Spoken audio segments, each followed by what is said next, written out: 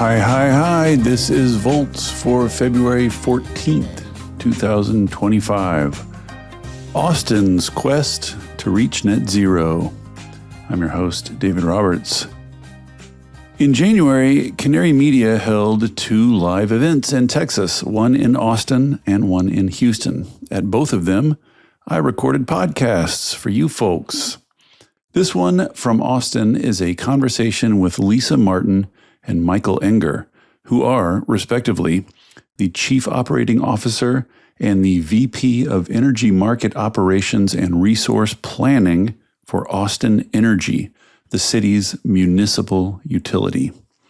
Austin Energy has adopted a goal of electricity decarbonization by 2035, and it is located in a city, Austin, that is targeting total citywide decarbonization by 2040. How is it doing on those goals?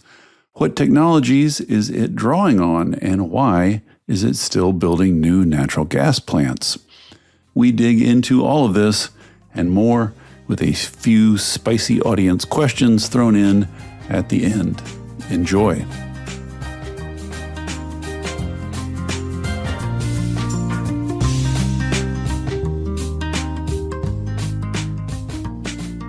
This is David Roberts. He is the founder and journalist behind Volts, which is a podcast and a newsletter that you all should be following.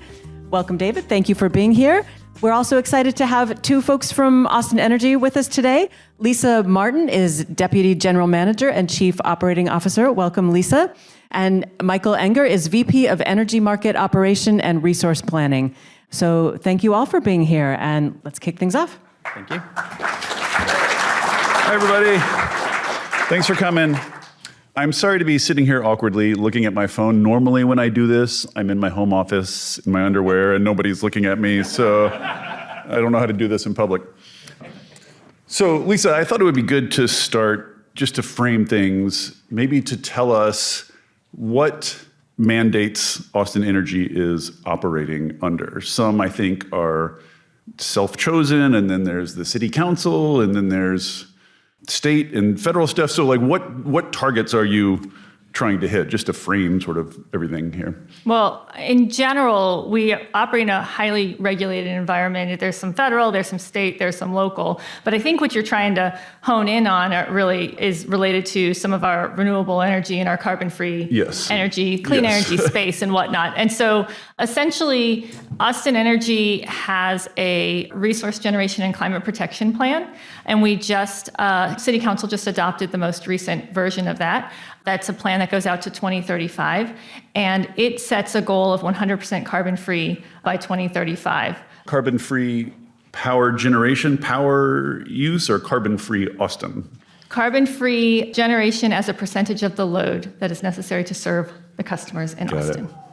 And those percentages have changed over the years. They've increasingly grown. I think the first one was adopted back in 2003. And every so many years, the plans have adopted either an increasing goal for the same year or higher goal for a higher year until you get to 100%. And then that's the goal, right?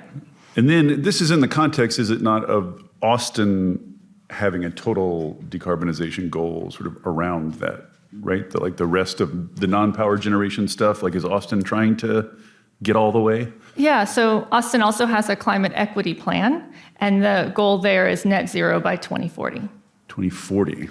So that's pretty pressing. Can you give us a sense of what the current portfolio looks like, the current Austin Energy portfolio? Like, where is Austin getting its energy now, roughly? Yeah, that's Mike's space.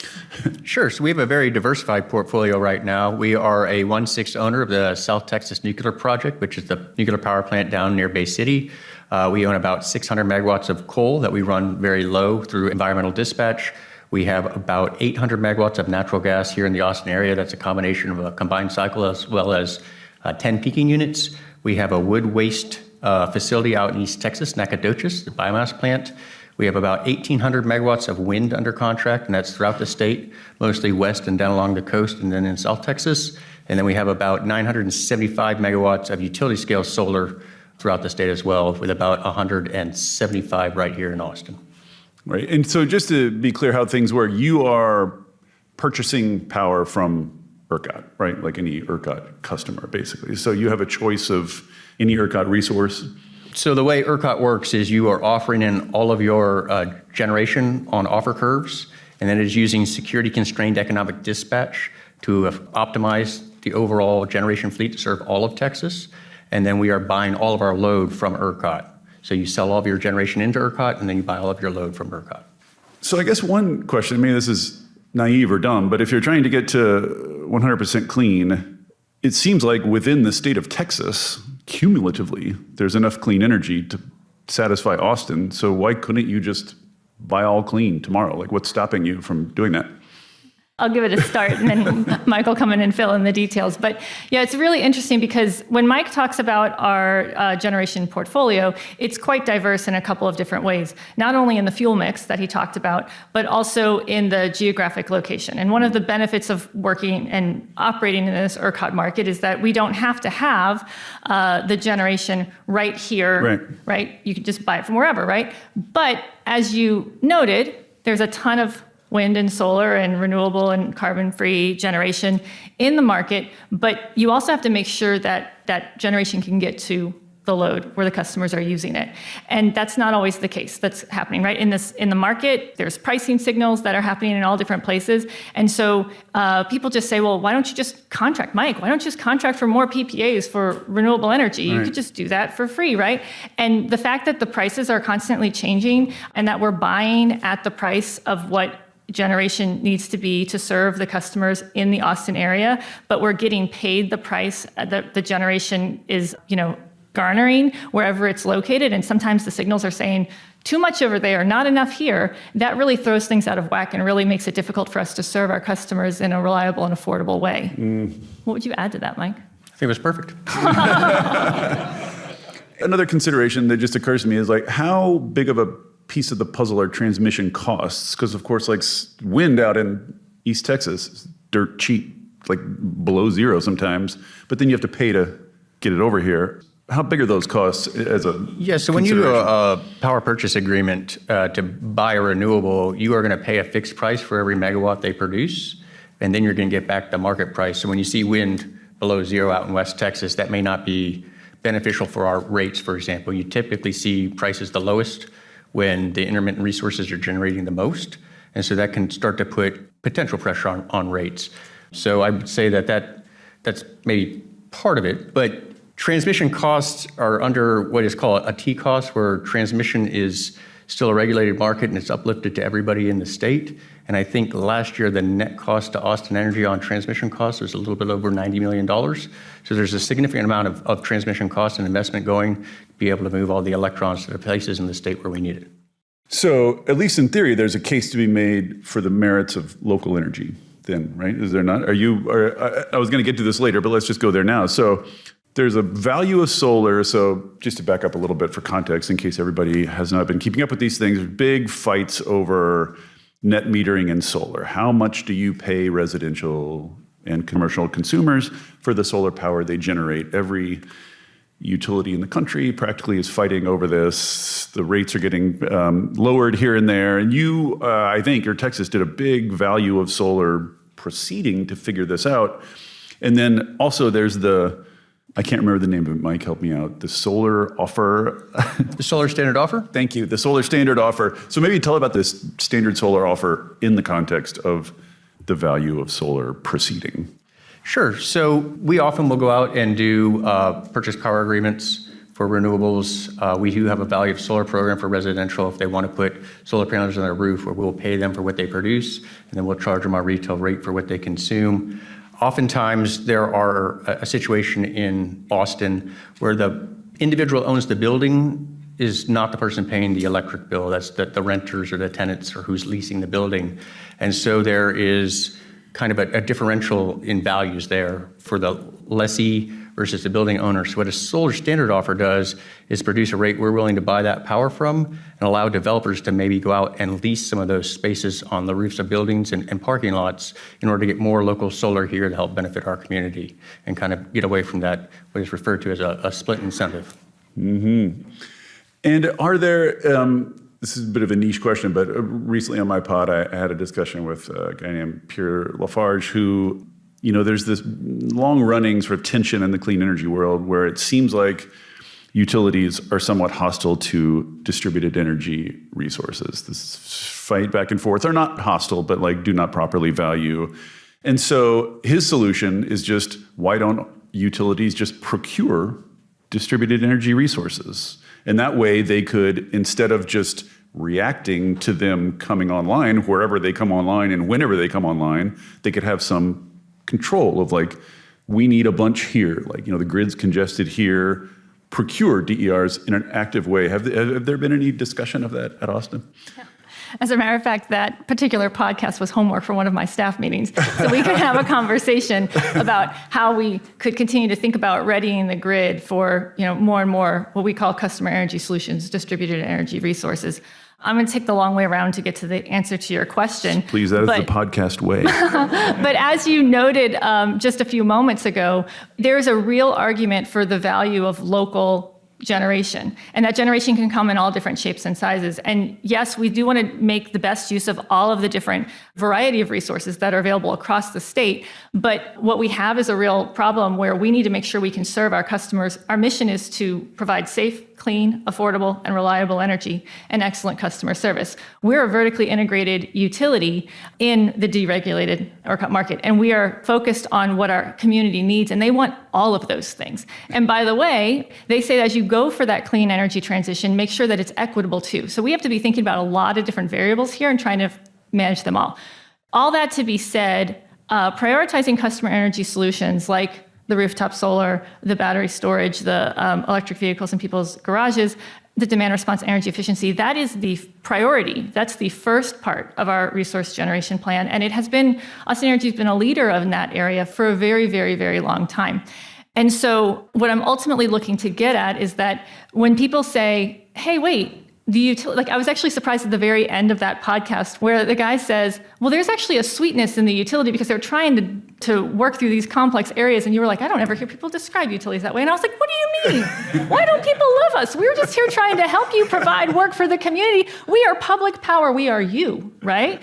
And so then I was like, oh, wait a second. Wait, okay, got it. That's not the way everyone thinks about it. And sometimes they just mix us up with, not that all utilities are bad, but IOUs who have this built-in profit margin and whatnot. Yeah, I think IOUs were mostly the targets. I know, I heard it. But I loved when he said there's a sweetness. And I was like, yeah, a lot of hardworking people trying to do what's best for the community.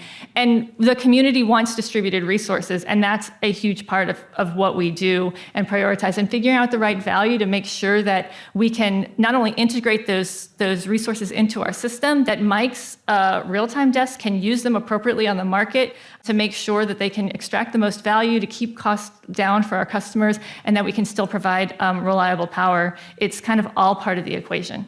Yeah, so Mike, how do distributed energy resources interact, if at all, with the wholesale ERCOT market? Because you can aggregate them and bid into the markets, right? So are you procuring DERs through the wholesale market, or are you trying to sell DERs into the wholesale market? How do those things have anything to do with each other? So we have a few different ways we approach that. I would say one is aggregating, like demand response, for example, which isn't maybe distributed energy resources. Oh, I think but it is. helps us reduce our. But you're acting as the aggregator. The utility is acting as the aggregator. Right. Well, we work through a third party and then we dispatch. But we aggregate that together. That will help us reduce load. So I mentioned we buy all of our load from ERCOT and we sell our generation in. So we're able to reduce load.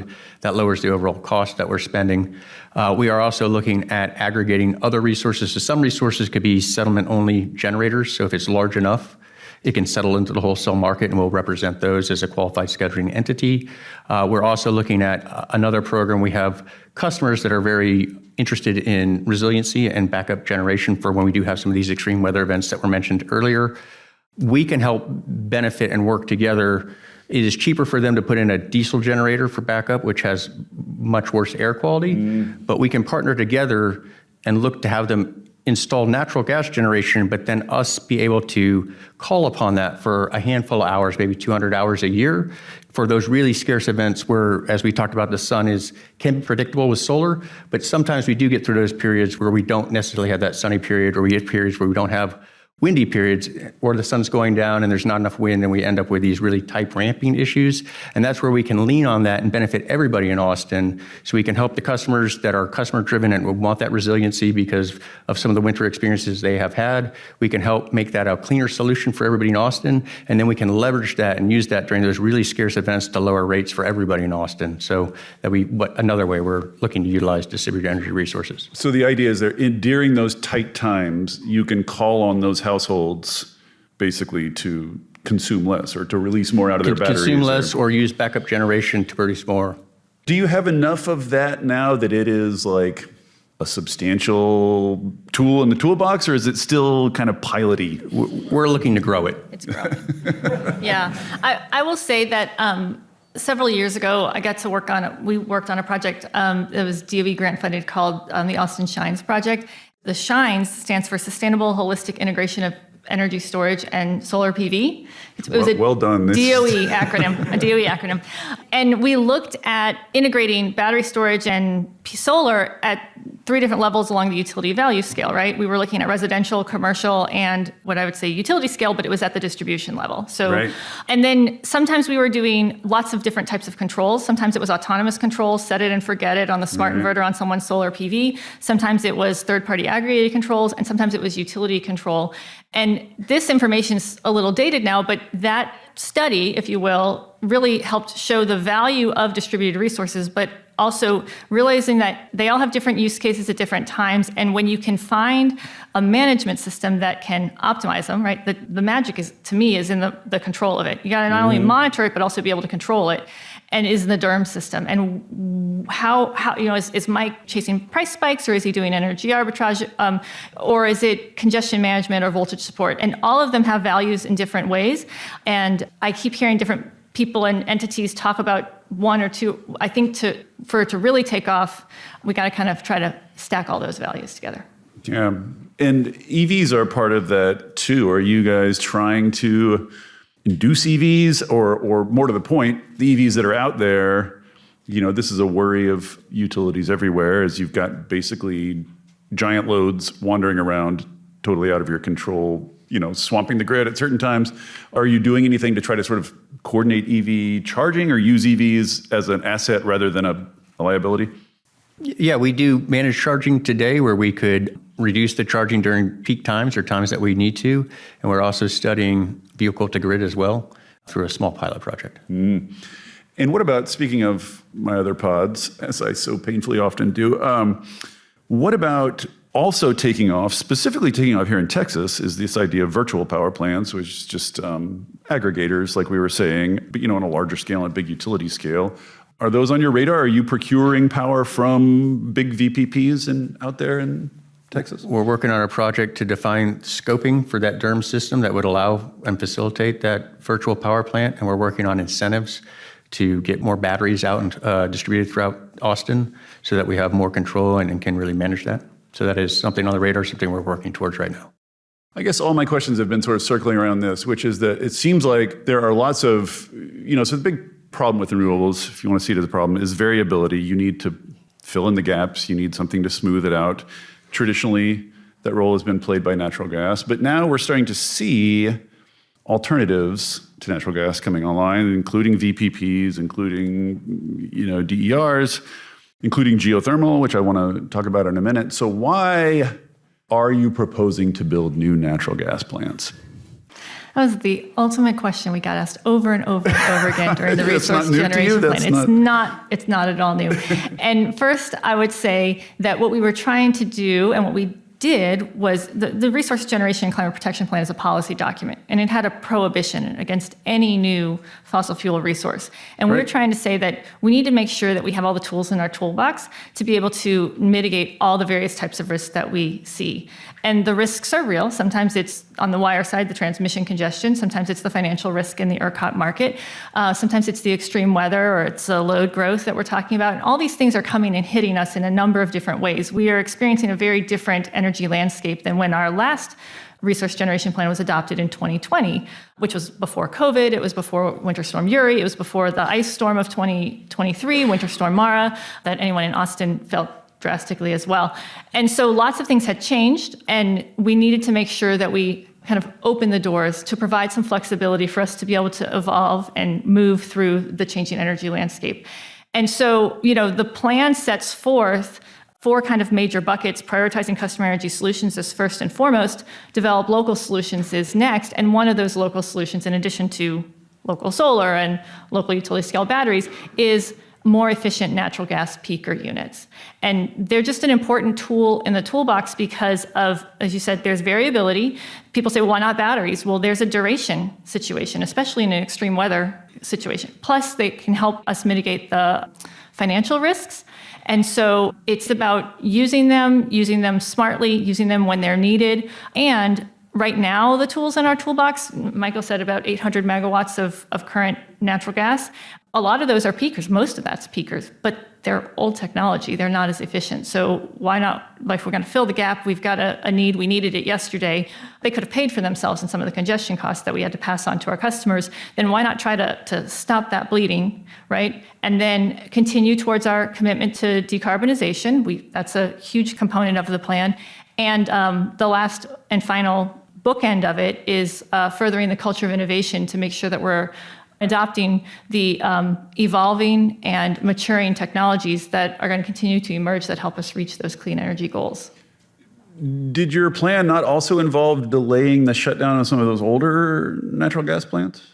Yeah, the plan that passed did mention we will not prematurely shut down natural gas plants here locally until we have viable solutions for that replacement. Newer, more efficient peaking units could be part of that viable solution. And just one other thing I might add is having peaking units in the right location also make us a viable black start utility.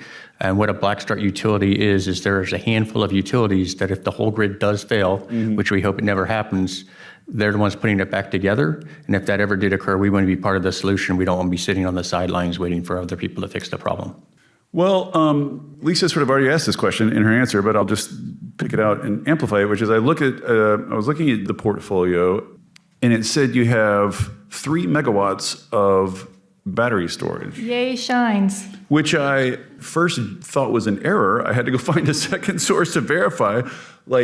That seems crazy to me. Why is that not 300? Why is that 3 and not 300? Why not batteries? Because batteries can do this. That's what they're for. They can come on, and duration is just a quantity question. You know what I mean? You have enough, you can have battery power for a long time. So why not? Why is the battery? Why do you have so little battery power now? And why not just double down on that? So we're going to have slightly different answers. They're not going to be competing. They're just slightly different answers. So I'm going to go first and let Mike fill in the gaps.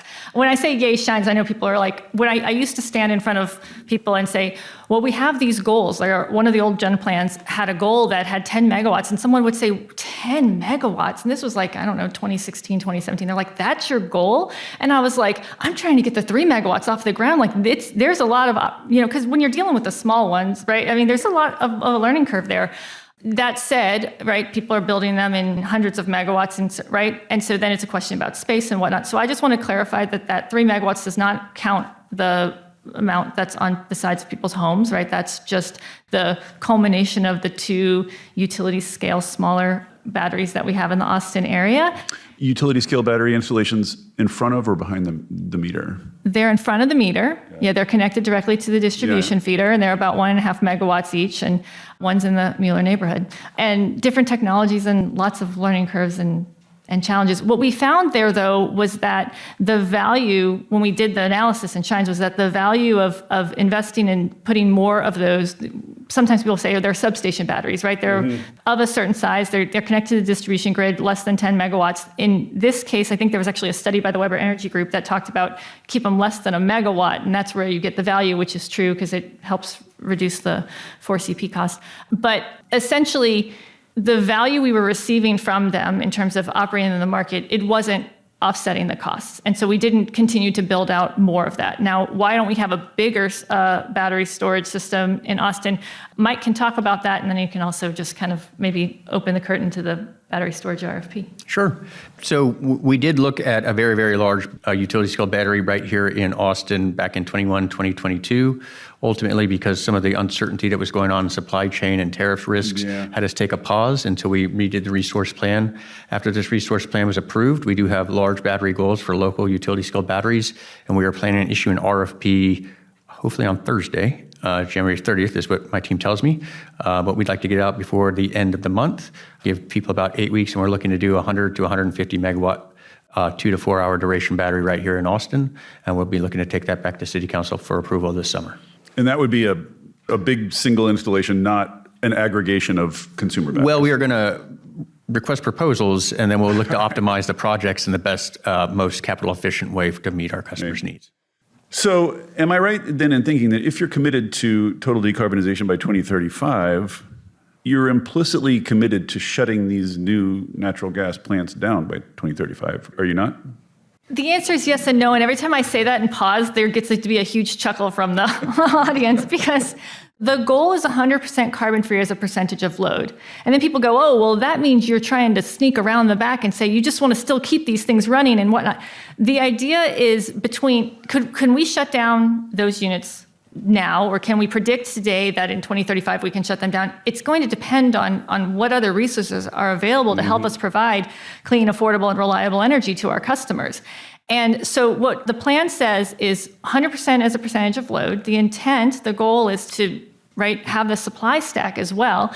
But we adopted the phrase from Dr. Michael Weber and threw it in our plan as well, is do your best and clean up the rest. And so if technology doesn't allow us to get there, then what can we do to make sure that the emissions coming from the stacks is as minimal as possible, as little as possible, to be essentially get to the equivalent thereof. And time will tell, because there's 10 years between now and there, and we got to see how that culture of innovation continues to adapt and adopt. Can you shut them, or can ERCOT, once you open that and they're running, cannot ERCOT just come in and say you have to keep running them? Do you have the final decision over whether they shut down or how they operate? I got this question a ton during the resource generation plan as well. You want to start? You are going simpler than I am. And you submit a notice of suspension of operations, and then ERCOT will look at reliability study, and they can RMR that unit and put it under contract. And in that case, ERCOT runs the contract or pays the cost of the plant and has you operate as they dictate, more for reliability purposes. But those typically tend to be shorter in nature while they find another solution, because everybody pays for that reliability must-run contract. Yeah, and I want to just throw in there, right? So it's considered an out-of-market condition, right? It's done for a reliability purpose. They have to be able to prove that there's a reason for it. As Michael said, there's a short duration for it. It's something you don't want to happen. It's an unwanted outcome. And so what happened is when we were talking to city council and stakeholders in the community, people would just say, oh, well, you have no control over it. If it gets built, there's absolutely positively zero control. ERCOT can say you run it anytime you want, or they could say you have to keep it running no matter what. Right. And that's simply just not the way that the mechanism works. It's to handle a short term, because it's the only thing else that's out there. Right. There are mechanisms that are being put into the ERCOT market to reduce the use of both, use of RMR units and RUC units, which is when they tell you to turn it on, because you have to, because it's the required. I actually appreciate you not saying, oh, we're just going to run them on clean hydrogen. But I'm going to give you a chance to say that now if you want to. But how realistic do you think green hydrogen is? Is it realistic enough that you're including it in your plans in a meaningful way, or is it just more of a wait and see thing? I think we're constantly looking at all of the available technologies and monitoring the market and looking to see if that can be a reality. I think in reality, you're going to need more of a hydrogen economy in an area to make it work with multiple demand or off-takers and customers. I will say that, there was a big push on the rules around that to where it's not even needs to be made by wind and solar anymore, that if you use nuclear and it's low carbon, that you may be able to qualify for the whole credit. And I believe you're already seeing some people in Texas working towards that. So I think it's something we're going to monitor, keep watching. It does have some benefits, it has some challenges, but there's multiple technologies that we constantly kind of monitor and look at and see when they're ready to kind of delve into. When are you going to escape coal? It seems like that ought to be job one for any decarbonizing utility. You got this lingering coal bit left, and I believe in your new plan, you extended that. Do you have a target date for being able to say we're coal-free here? Yeah, so we don't have a crystal ball, so we don't have a target date. And when you say we extended it, we didn't exactly extend it. We just missed the date before, because the old plan said shut it down by 2022. And there was no viable path to get that shut down. So by saying in our plan that we're reaffirming our commitment to exiting coal and using the REACH program in the meantime, and I'll let Mike talk about REACH in a second. People say, well, you're extending the deadline. We're like, well, but the date passed. So, I mean, it is what it is. And we're letting you know that we're reaffirming that commitment. And one of the questions you asked earlier about like why peakers, and we were giving you all these reasons, the one that when Mike threw in, oh yeah, black start, and I was going to say, and, we need that local supply, whatever it is, right? And maybe it'll come in the form of demand response and energy efficiency and local storage and local solar. But I think it's going to also have to come, right, to get all the variables of risk mitigation together. I think it's going to have to also come in the form of some peakers that we have to make sure we have that set up so that we can affordably and reliably exit coal because of the nature of that plant, because it's legacy prior to ERCOT deregulating. Yeah. It's almost financially acts and operates as if it's sitting locally. So it acts as a financial hedge in some ways. I'll let Mike kind of correct me or rough around the edges on some of that and then talk a little bit about REACH and what we're doing in the meantime.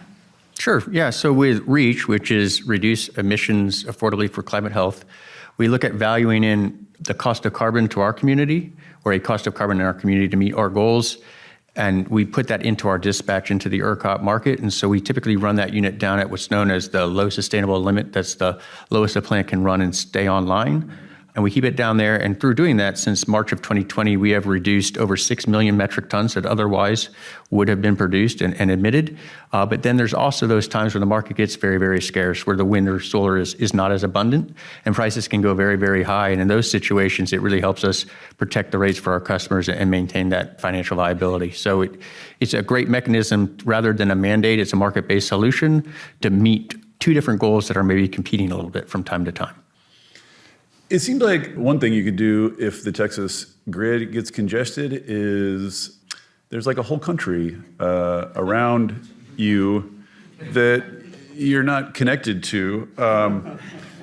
Obviously, that's not your decision, but I just wonder if you have opinions on whether it would be easier for you to do what you're trying to do if ERCOT were integrated into the larger country grid. We're not an island. We're in the center, aren't we in the heart of Texas, right? So it really becomes difficult, right? Because we're not talking about like being on the edge of our grid where a connection could kind of help, right? And so, when I think about, some of our real current day problems, I don't see that solving the Austin Energy's and our customers' problems, because we have to work on increasing the import capacity even just into our service territory, and then across the service territory, do we have the appropriate voltage support to push the power across our service territory? I know that's not answering your question. It's really a cop-out by saying, I'm not in the middle, I can't be around it. But, it's a policy discussion and decision, and so I don't know that I have the easiest operational answer for you. I would say we are connected to the rest of the grids through DC ties. Yeah. If you wanted to be synchronously connected, that would be a very, very large lift in cost, as well as a significant number of market rules changes, different oversight from different regulatory bodies. It's just a big, big, big endeavor to take on. And there's, as far as I can tell, not even a germ of a seed of a movement to make it happen. So it's probably not even worth talking about. So speaking of clean, firm technologies that can step in and fill the gaps in renewables without creating additional emissions. Tell us a little bit about the advanced geothermal project you're messing around with and where you think that might lead. Sure. So we're very excited about this technology and to see if this technology can work and overcome any challenges that we may experience along the way. Anytime you do something for the first time, you're probably going to come across something you were not expecting. But traditional geothermal utilizes water as the fluid that you use to make the steam to push the turbine. This would actually use CO2 in its supercritical form. And so the advantage of this geothermal is you could potentially put it in many different locations. You don't have to find. Is that closed loop? It's closed loop, yes. And so it's actually leverages it's looking to leverage some of the carbon capture and sequestration credits under the Inflation Reduction Act. But it's also a neat way. I think we talked a little bit earlier about, or I heard earlier about moving oil and gas jobs into that new green economy, it's the same skill set drilling for oil or drilling for natural gas to then drill these geothermal plants, and that's actually where this company started. They were drilling oil and gas and have moved into this geothermal area. So we're pretty excited about it. The other great thing about that is since they have been in the oil and gas industry, they kind of know all the depths and all the heat throughout the state of Texas. So we can start identifying different areas where you can drill lower or less depth to get there, which is where a lot of the cost is. And so if it is able to work the way we'd like it to work, and we can overcome all those challenges and we can scale it up, I think it can change the energy landscape of Texas. I think much like wind and solar have eroded the economics of coal and pushed them out of the market, geothermal would have the potential to do that for natural gas combined cycles and give us good baseload generation, and as well as potentially do it much quicker and at a lower capital cost than nuclear. So you're going to get a lot of the same benefits, that baseload carbon-free generation, but you're going to be able to do it faster and cheaper, hopefully. Yes. Are there other closed loop CO2 based geothermal projects operating anywhere, or is this a real first of a kind? No, this is a real first of its kind. At least my understanding is it's a real first of its kind. They have been running a turbine down at the Southwest Research Institute on the CO2 to prove that out, and we're looking to take delivery, or not us, the developer's looking to take delivery of that turbine from the manufacturer sometime in May or June. And the advantage of supercritical CO2 is just it can carry a lot more energy per unit than water. It's supposed to be more efficient, and then you don't have to have the water, and you can go to more locations to find areas that you can do this. Right. Well, Fervo, the advanced geothermal company, who I'll be interviewing in Houston, come watch, is developing a different kind of advanced geothermal, but is like cutting costs really rapidly, expanding, signing contracts. Have you talked to them at all? Or have you... I did. I was down at a geothermal conference down at the Southwest Research Institute and met them as well. Yeah, they are still using they were using water in their process. I think they call it enhanced geothermal instead of advanced geothermal. Yeah, all the different geothermals. But you're just leery about water because of water. No, it limits water shortages, and it also limits some of the areas where you can actually produce it, right? Mm-hmm. So this just opens up to more areas that we might be able to leverage this technology. Interesting. One other thing that people online insisted I ask you about is your e-bike program. The people online love e-bike programs. How's that going? And what's the impetus and how's it going? And are you considering expanding it? Hey there, everybody. Don't worry, I'm not going to tell you about a new mattress or push a credit card on you. This isn't an ad. There are no ads on Volts. It is supported entirely by listeners like you. If you'll indulge me for a second, I'd like to ask for your support. I started Volts because we're all surrounded by depressing news about climate change and misinformation about clean energy, and it's never been more important to share the stories of the real people on the ground doing the real work of transition, and all the ingenuity and courage and public spirit they are bringing to it. People are hungry to hear these stories, to learn from and find inspiration in them. I've heard from people who change majors or careers after hearing episodes of Volts, people using it in classrooms and community groups, even state legislators who have passed bills inspired by specific episodes. Sharing these stories matters. It makes a difference. If you have found value in it and want to help me continue doing it, I hope you will join the community of paid subscribers at volts.wtf. It's about the cost of a cup of coffee a month. If you don't like subscriptions, you can make a one-time contribution, leave a review on Apple or Spotify, or just tell a friend about Volts. I am grateful for any and all support. If you're already a paid subscriber, thank you. And now, back to the show. The people online love e-bike programs. How's that going? And what's the impetus and how's it going? And are you considering expanding it?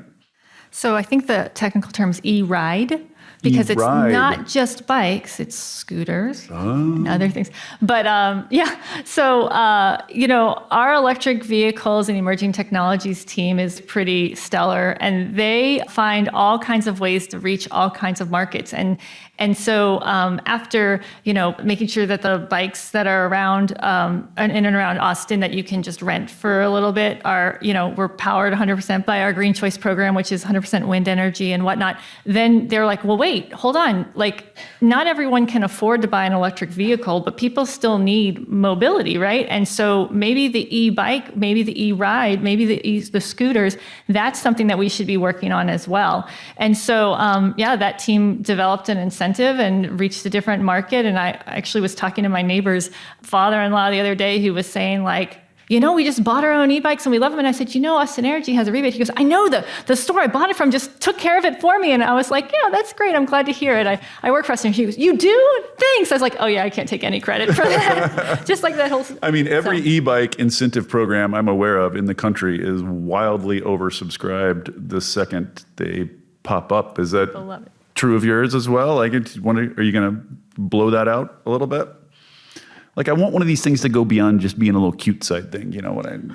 We'll take it back. I haven't looked at any of the numbers lately to figure out where they are compared to subscription and how that's working and what kind of, ultimately incentives we can count on. It's interesting because, e-bikes are electrification, which is great, but that's adding to, right, the megawatts. Yeah, same with electrifying buildings and transportation, right. too. But the whole goal of this work group under Austin Energy, Customer Energy Solutions, has been to reduce the megawatts. And they're actually maturing those goals and saying, wait, no, we want all these other things. So now it's, greenhouse gas avoidance. And so how do we mature to adjust to those to take credit for it? And one of the biggest questions that council was asking as we're talking about beneficial electrification and greenhouse gas avoidance goals and things like that was like, are you taking credit for all of the electric vehicles? And I was like, sure, it makes perfect sense that we should. Let's talk to the EM&V, soon to be hired entity to make sure that can be accounted for appropriately.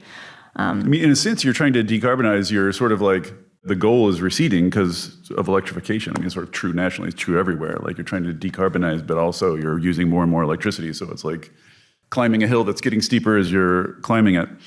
This is probably an unpleasant-ish question, but it seems like Texas keeps trying to steal Austin Energy back from the people of Austin. There's a bill, it seems like every session, to whatever you'd call it, demunicipalize Austin Energy. How big of a factor is that in the back of your head as you're choosing your policy? Like, does it make you nervous? Do you worry about that? Do you worry that given national events that is going to become more likely?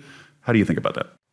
So, Austin is Austin, and we're a special place and with a special group of folks that doesn't always align with everything else in the state of Texas. But the fact is that when the legislature is in session, we have a couple hundred extra, customers that are part of our community as well. And we have to make sure that we, are always providing them good service and staying abreast of what they're thinking and trying to do and navigating that. And, unfortunately, the last couple of sessions, we've had some pretty significant winter storms here during this session. So that kind of ultimately then turns the spotlight a little bit back on you and whatnot. But we monitor and navigate and work closely with the city's intergovernmental relations office and whatnot to just navigate those waters. Do you feel safe for the time being, at least? Can you reassure the citizens of Austin that they're going to keep their utility for the time being? We have an excellent, city council, and council of the whole is our utility oversight committee, highly engaged and wanting to, listening carefully to what the community wants, and we are customer driven and community focused. So. I want to take some audience questions, but just final issue, and maybe this is sort of too local to be of interest to a wider audience, but you have this weird setup where you're a source of revenue for the city government. There's these big transfers of funds from Austin Energy to the city government, which seems like it would, all things being equal, make the price of power look higher. So maybe explain why that happens and what the fight about it is about and how you think that's going to resolve.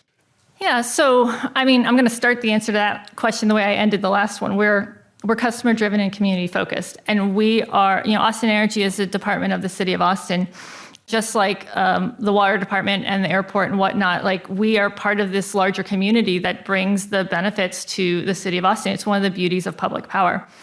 And so that's really just helping to make sure that, we're paying for the parks and the libraries and all the services that make Austin, and make it the city that people want to live in. And so, we think about that as like, if we were an investor-owned utility, then there would be some sort of, amount of dollars that go to a shareholder. Right.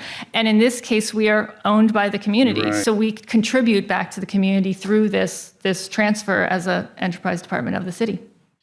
All right, actually, I thought of one final question. Sorry, it's a bad habit of mine, but your answer made me think of it. So a lot of the people I talk to who are big proponents of local energy, including, local, like DER is local, but also sort of municipal utilities, sort of like a controlling entity that's close to the ground, is that you can then have your power utility cooperate with sewage and land use and land planning and building and have a more coherent approach where there's kind of more of a seamless whole and everything works together. Do you work with other Austin departments? Like, do you feel like you're all helping each other and on the same page? And like, do you feel that sort of cooperation? Absolutely. So we're all one city. And when someone wants to do business in Austin, build something new, right? They don't get an option. We're going to provide them their power. Someone's going to have to give them a building permit. Someone's going to have to make sure they provide them their water, right? Those are all those someones are departments of the city. And then, so whether it's a developer of a high-rise building or a neighborhood or just a single family home, they need to come through the processes of the city of Austin. And you could probably ask a lot of people. There've been a lot of pain points along the way. But our leadership in terms of mayor, city council, city manager, all of them have made it a priority to say, let's streamline this. Let's figure out how to make this better. And there's a big effort that was done to come up with some, hire a third party to figure out how to streamline that, and Austin Energy is part and parcel of all of that as well. And we are constantly trying to take in opportunities for continuous improvement to make it a better experience, because we know it's not always easy to work through all the various steps of those processes. And we do look for synergies with other departments where we can mutually work together to meet goals. One example is, we work to put the solar on top of the covered parking out at the airport and are looking to expand upon that. We've been exploring the idea of putting a solar farm on a closed landfill where you otherwise probably would not use that land for much else. So looking for synergies there, looking at other building spaces, providing structures around backup power generation for water so that we have more reliable and resilient water supply. So we do try to work together with departments to see where we have that overlap, where we can help each other out. Great points. Another synergy might be that denser land use, as I hope everyone knows by now, involves lower energy consumption and lower greenhouse gases. And Austin is also doing a bunch of cool stuff on that. I'm having an Austin YIMBY person on the pod in a couple of weeks to talk about really some extraordinary stuff there. But I was just wondering, are you just doing that in parallel? Are you guys? All together. Yeah, because density seems to also serve all the goals you've laid out here in terms of reliability, et cetera, et cetera. That was editorializing on my part. Okay, well, I'd love to hear if anybody has any questions so I don't just keep rambling on and on. I guess come down to the mics if you do. I'll say I'm glad I'm a customer of Austin Energy. I'm delighted that we are integrated in all these goals. Seems so good for everybody, and so you do a good job. But not everything's perfect. You mentioned some things. There is no signals to those of us who have electric cars for when to charge the cars. There's no time of day pricing that would incentivize someone other than their altruism to plug their car in at a better time for the grid. We can't participate in VPPs. There are at least 3, maybe 4 VPP programs going on in ERCOT-wide. Local municipal power companies can't participate in that. Seems like an opportunity missed. And the value of solar that we have is insufficient to justify the cost that those of us who put solar on our roofs spend. It takes 15 years to get the payback, not to mention the return on investment calculations. And I know that there are complicated formulas. I've looked at the formulas for, how much other people are subsidizing who and how this all works out. But it seems like more recent analysis has shown that some of those calculations are no longer being done in the right way.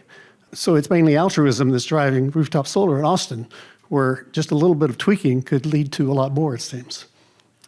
There's a couple of questions in there. Is time of use pricing or other rate reforms to induce this stuff on the table? I believe we had a small pilot for time of use, but I think we have a number of challenges we need to overcome to make that work. We kind of need to be everybody's on time of use or nobody's on time of use to create the equity that we're looking for throughout the city and throughout our rate structure. Is that something you hope to work toward? Because, when I talk to electricity nerds, like this is always the thing they come back to, that like DERs are never going to be done in a way that is helpful to the grid until there are those temporal and geographic price signals. Is that a long-term goal? I had a friend ask me a very similar question, and I said, yeah, but part of the concern and the issue, I think it is a long-term goal, but I think Mike hit on a very important part is that we have to make sure that we serve all of our customers, everyone in Austin Energy's community, and we have to make sure that there's an equitable way to do that. And it gets quite complicated when you talk to someone who's like, yes, I can do this and I can navigate and I want to have exactly that thing. But then we have to make sure that we can recover all of our costs because we're ultimately passing all of those costs directly to customers. And so someone's going to have to pay for it. And we have to make sure that we thread that needle very carefully. And so, yes, there are continual efforts to navigate and figure out how can we provide appropriate incentives to help people with not only managed charging, but also, are we calculating the right value of solar for, and one of the projects we talked about, right, the solar standard offer is something we're really excited about because it has the opportunity to scale and just continue to fund itself. So I think there's more of that kind of stuff on the horizon. I'm glad that you raised it, and I wish we had answers to just pull out of the pocket. But the value of solar thing, is that a statewide thing, or is that just just you guys? The value of solar is in Austin Energy, yeah. So right. Theoretically, it's in your power to tweak that at will. Okay. And I believe the pricing of that is adjusted on a 3 to 5 year basis, where we do relook at that and adjust it as market conditions change. Yeah, because as you say, there's lots of new studies. I mean, this is an endless argument. You can find people on both sides, but like a lot of new research seems to show that DERs have more value than we thought. Yeah, go on. So I think everyone loves that we have a public power agency here, but I've got another structural question. Since at least 2014, when we had the new District 10-1 council, between 9 out of 11 and 11 out of 11 council members have wanted to close Fayette. Obviously, that's complicated. But just Fayette is the coal plant, the just coal for plant, record. that's right. But from a structural perspective or systems perspective, why is it that you think if 9 of the 11 board members of the council want to do something, it's hard to get done? Is there a structural problem, or is it a political problem?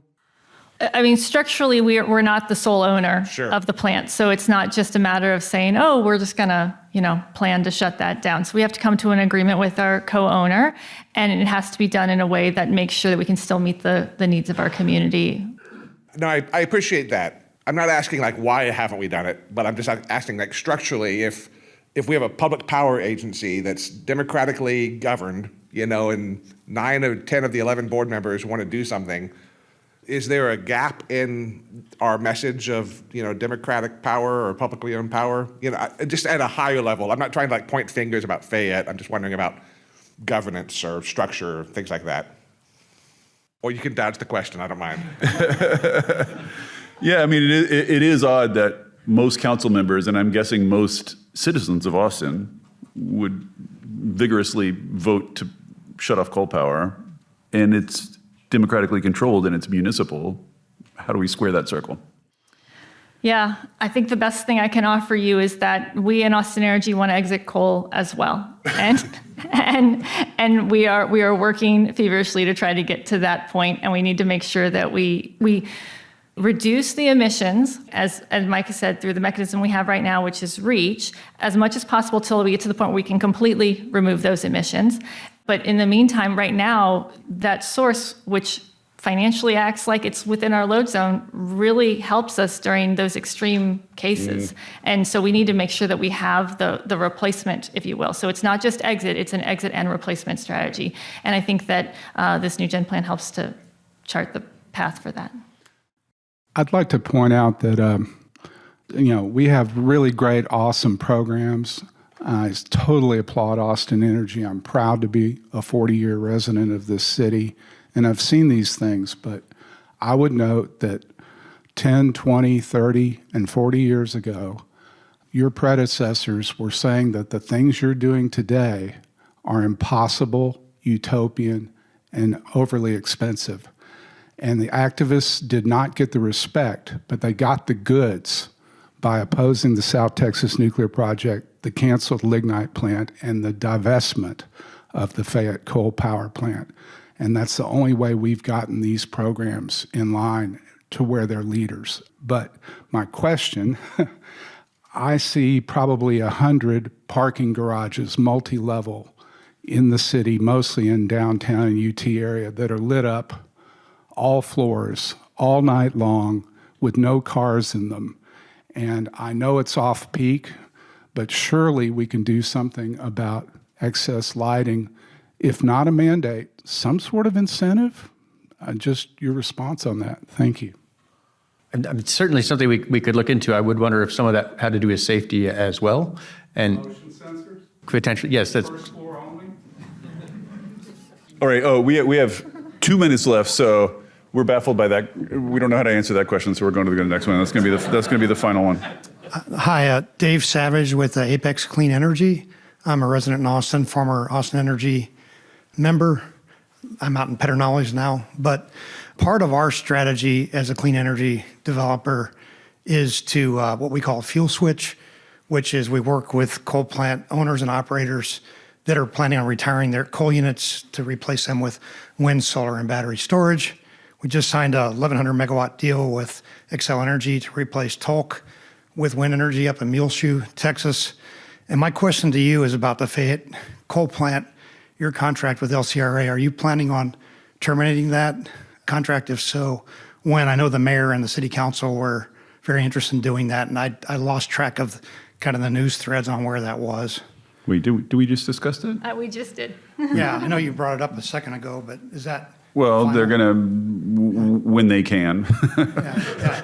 Is there any talk of, for context for our listeners, the reason this is an attractive model to replace coal plants with clean stuff is that the coal plants have the transmission connection already there, and they often have turbines already there, which could sometimes be reused if you were going to do a geothermal or whatever. I don't know if that's in the cards for the Fayette plant or if anybody's talking about that. I think there's a lot of different potentials that are looked at. And so that's why we don't just talk about just shutting it down or getting out of it. We talk about exiting coal, getting the coal generation to stop. So yeah, we'll see where it takes us. All right. Well, thank you, everybody. I've seen more utility love in this room than I typically do, so it's a nice change of pace. Thanks for coming, and thanks for all your work. Thanks for having us. Thank you for listening to Volts. It takes a village to make this podcast work. Shout out especially to my super producer, Kyle McDonald, who makes me and my guests sound smart every week. And it is all supported entirely by listeners like you. So if you value conversations like this, please consider joining our community of paid subscribers at volts.wtf, or leaving a nice review, or telling a friend about Volts, or all three. Thanks so much, and I'll see you next time.